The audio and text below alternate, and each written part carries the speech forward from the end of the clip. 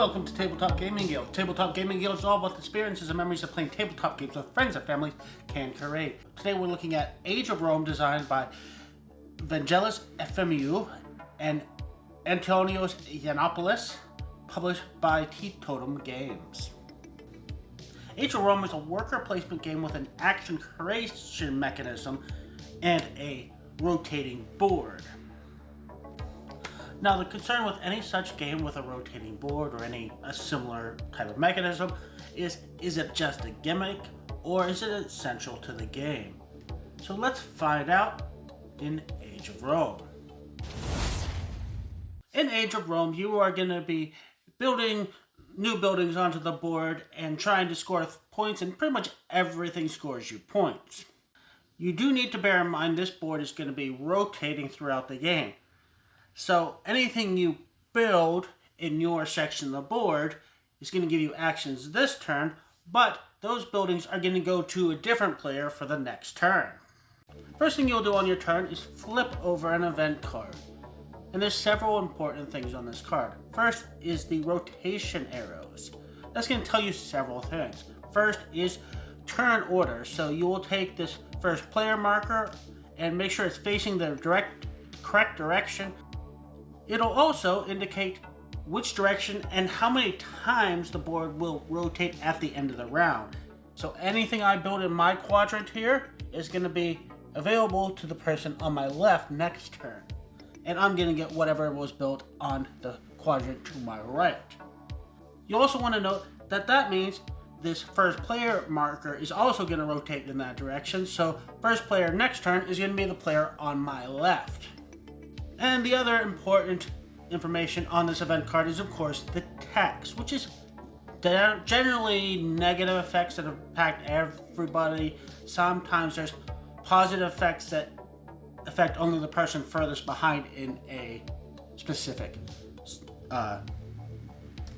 track.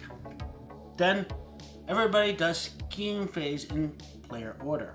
If somebody has one of these scheme tokens on the board in front of an opponent, they can choose to activate it. When they activate a scheme token, they take one of these corruption markers off of their board and give it to that player. They also can activate one of their player's bonuses. In general, most of them will allow you to attack any opponent. It doesn't have to be the person the scheme was activated on. You can note that on your player aid, it goes through what each means. A scheme token can only be activated if you have at least one corruption, and if that person it's activating against has space for at least one corruption. So if they already have 4 corruption, you cannot hit them with a scheme. After the scheme phase is then the building phase, which again goes in turn order, and each player has the option of building types. And there's a couple things you're going to want to keep in mind when you're choosing what building to build.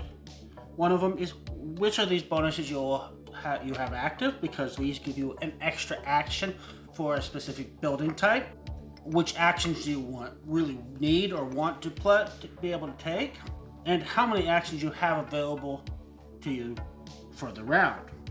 Each building has a cost, and you'll notice that once I've built this farm, it covers those numbers. So now to build the next level of farm, a level 2 farm, you need 7 money, but you get 3 points.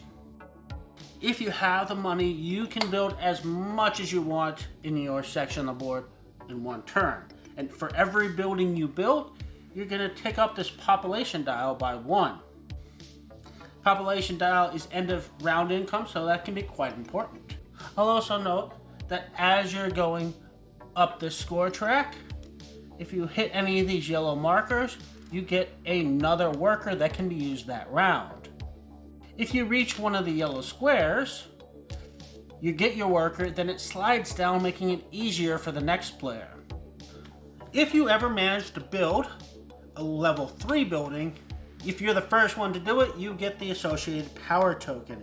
Each power token has its own unique effects that will increase the effectiveness of the associated action type. Once everybody is finished building, you then go into the action phase. You have some basic actions that are always available. You have the Coliseum that as many workers can go as you want, and you get 1 point per worker sent to the Coliseum. You can also use an action to put out a scheme token in your section. Bearing in mind the direction of the event card tells you who that's going to hit in the next round. In a 3-player game, that could be nobody, in which case it would stay there until it's in front of another player and you choose to activate it. A worker can also go on any building that's been built in your section. Again, with the limitation of 1 worker per level. And each building has its own possible action.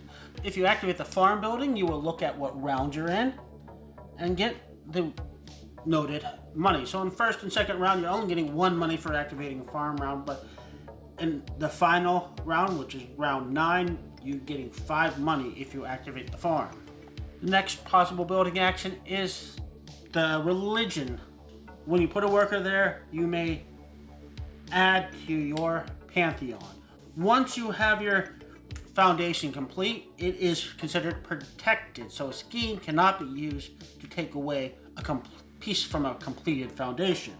If you take further religious actions with your foundation already built, you are now going to be building the actual building. And again, now that the buildings are complete, that is now protected. Be warned though, there are events that can override that protection. If you have a political building, you can cast a vote.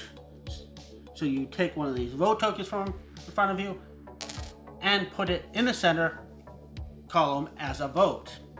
If when you place a token, it happens to be the 3rd in the row from the top, you get 2 points for having majority.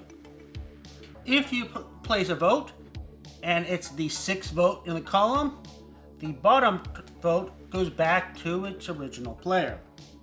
Bear in mind at the end of the game, you are going to get points based on the position your tokens are in this column. The next building that can give you an action is the trade building, which can give you trade cards. First off, for these trade cards, you do have a hand limit of 5 cards, and this anchor, if you have one, counts as one of your 5 cards and has no other function, so you do want to try to get rid of these anchors. Trade cards have several functions. First, if you ever have 3 of the same color, you can put it in front of your board and you get points at the end of the game for having that set. They can also be used for the power of the card or sold for a single denarii. However, again, your anchor can never be sold, so unless you have a power that allows you to get rid of it, it's stuck in your hand. The final building that you can take actions with is this military building. If you take a military action, you can take one of your warriors from your board, player board, and put it in one of the 3 areas at the bottom of the board. And these are basically majority control. The number in the bottom left is how many soldiers have to be in that province to even score at all. It doesn't matter if they're yours or enemy units, this is the total number of units across all players. If a player ever ties with another player, they get no points. They still count as being potentially first or second place, whatever place they happen to be. So whoever happens to have the second most points still gets second place. They don't get bumped up to first because 2 first players eliminate each other. That's all the actions, and you need to always remember that if there is no building of a type that you want to take an action, you just simply cannot take that action, so you're going to want to plan for that when you're in your building phase. Once everybody's completed their actions, you then proceed to the income phase. And everybody gets income according to the population of their quadrant. Each player also has the option of losing points, which is the number in the reds, to double the income. The round is now over, so you would remove all the workers and then rotate the board as indicated on the event card. This goes for 9 rounds, after which you would do endgame scoring. Overall, I really enjoyed this game a lot more than I thought it would. Rotation of the board actually added a lot of excitement and unknown. I played 3 players quite frequently, and I thought that would make it very unfair because of that one empty quadrant, but it actually ended up working out really well. And the only thing that I think playing with 3 players made a little bit harder was with the scheme token. If it wasn't going the right direction, you may take you multiple turns to get the scheme to hit somebody. If you're unlucky and it's going into the empty quadrant, and it could next turn just go right back to you and still have not done anything. But in general, you have a high percentage chance of either hitting on the next turn or the turn after that. I thought the moving goalpost for getting your next players was a really nice touch. There was a lot of little catch-up mechanics in this game that meant that people tended to stay fairly even. Big part of this game is in paying attention to what your other players are doing. So player interaction, while there's no direct interaction, a lot of times I was planning my actions for this round based on what actions I should have available to me next round. While the game can be quite mean, everything you do is gonna help other players in some way. I like the fact that they have the Coliseum available if you really are hurting for options. I don't have any good actions, but if you're using a Coliseum action, you're probably in trouble. The central board was really well produced and locked in nicely and turned smoothly. Same applies to the dials, which were just tight enough that they couldn't easily get bumped. However, there was a number of times where players got confused between the warrior pieces and the follower pieces, simply because they have a similar shape, and when you're looking top down, you can't see the front of them, and it's easy to mix them up. There was also a very, very subtle difference between bronze and gold pieces. You know, if you don't have really good lighting, it can be very hard to tell which is which. I did also feel like the mechanics made it too easy to destroy monument pieces, to the point where a lot of times players didn't even bother trying to build monuments. Other than that, I thought this game was phenomenal. Between the schemes, rotating board, Senate column, and the warrior track, pretty much everything the player was doing impacted you in some way. This is a game I would highly recommend picking up. Production value is great. The gimmick of the rotating board works phenomenally well and makes it a game I want to pull out any chance I get. Thank you for watching. Hope you enjoyed this video and our other videos on YouTube, Twitch, Instagram, and other social media. Don't forget to like and subscribe.